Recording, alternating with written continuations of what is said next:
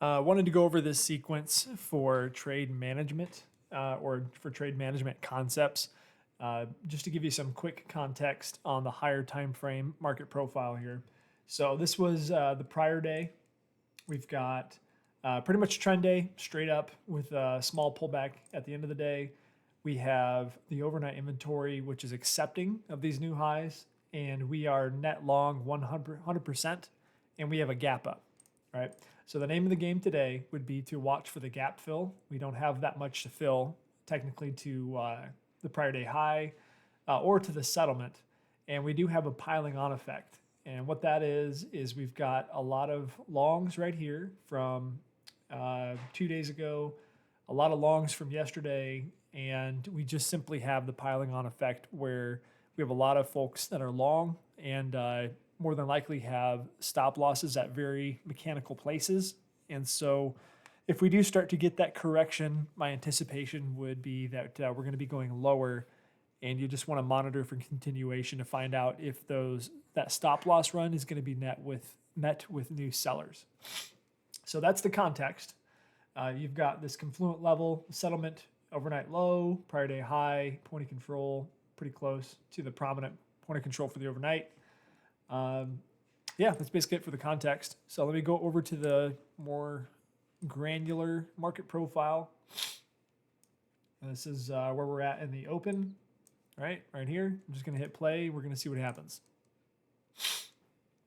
So right off the open, we've got a pretty strong sell-off.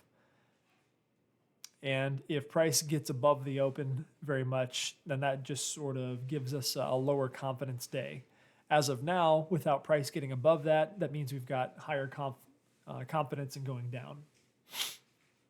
So straight down, a lot of confidence. 15 minutes into the open, you can see over here just nothing but these massive sell bars with a lot of volume behind them.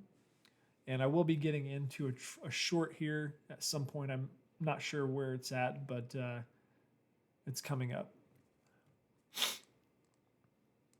51. Let's speed this up a little bit. All right. Got attempt at a pullback. So now we've got the start of B period.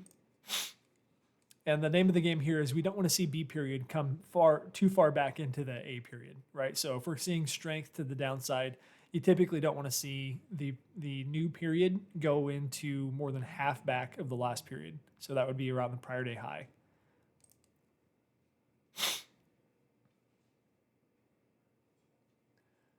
Keep going, keep going. I'm actually going to speed it up here a little bit more. All right, here's my trade. So my trade, right before we create this poor low, my anticipation would be getting in, knowing that we're going to break this, and then just monitoring for continuation. My stop loss is going to be just above B period high right here, and we're going to watch the trade play out.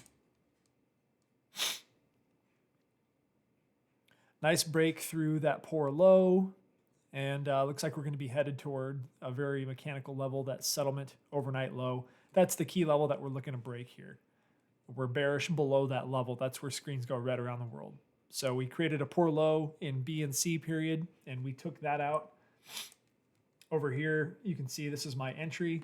So let's see how I managed this trade. So we're moving down.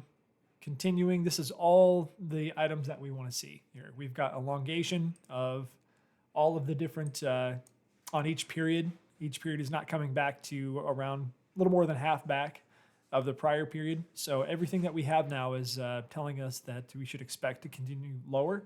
Really the only thing that we're going to be concerned about is whether we break one time framing or not. So let's see what happens here.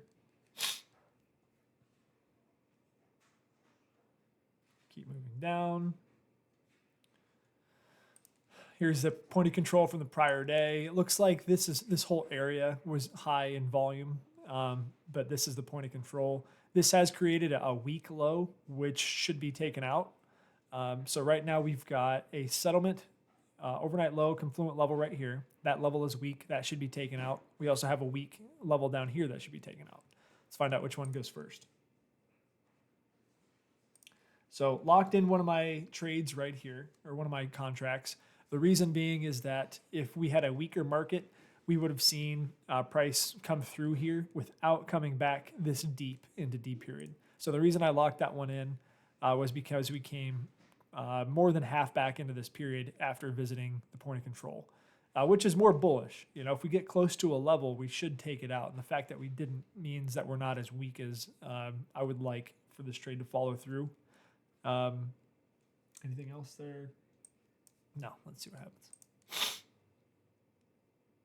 All right, so E period comes down, breaks that level. So this is where I should have at least locked in another contract. You see, I've got 2 contracts left here. I trade 3.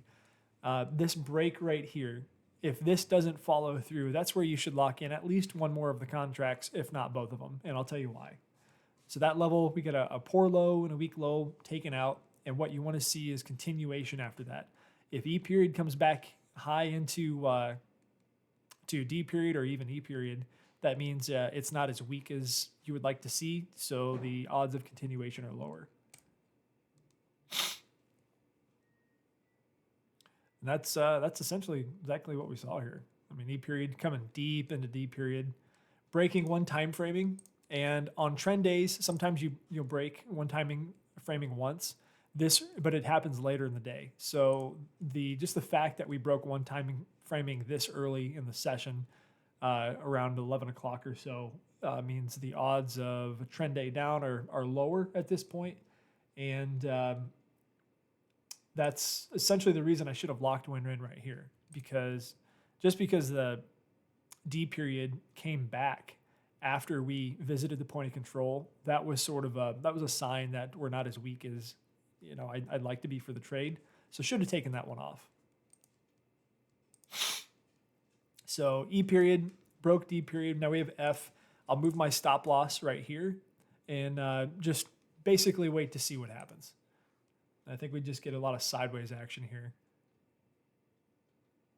The thought process as you're watching this, obviously time is sped up. Thought process is, okay, we broke one time framing here. F period is still respecting the, I guess, next cycle of one time framing. And what you'd like to see is price come down to mechanical levels, create a weak level or even a poor level here, and then you monitor for continuation. That's the thought process. We keep going. G period comes, so it's right here is where it's like, shoot, okay. At any point here, I could have taken off one of the trades, one of the contracts. The reason being F period was an inside period. We found short-term balance in F period. Then in G, now we're still technically one time framing down in these periods. G period created a poor low here, and we took that out. The reason I should have locked in both contracts at that point is because once G period took out F period low, we should have seen more elongation of that period, but we didn't. So the fact that price came back after breaking that poor low means the odds that we're going down are much, much lower. And at this point, I should lock in all of my contracts. I didn't. Still walked away with, I think, 17 points or something like that. Yep, right here. So still walked away. So if I done it somewhere around here, say like, I don't know, 52, what did I end up breaking it out at? 59. So 2 contracts at 7 points a pop. That's an extra 14, right? So an extra 14, I would have taken away 31 points on the day versus 17. So that's the sequence I wanted to discuss. It doesn't really matter what happens to price after this. It's just the fact that we broke the one time framing twice. You're probably not going lower at that point. But I could have handled the trade management better just with those simple concepts that I had brought up. So bring those up so I don't forget. Thanks.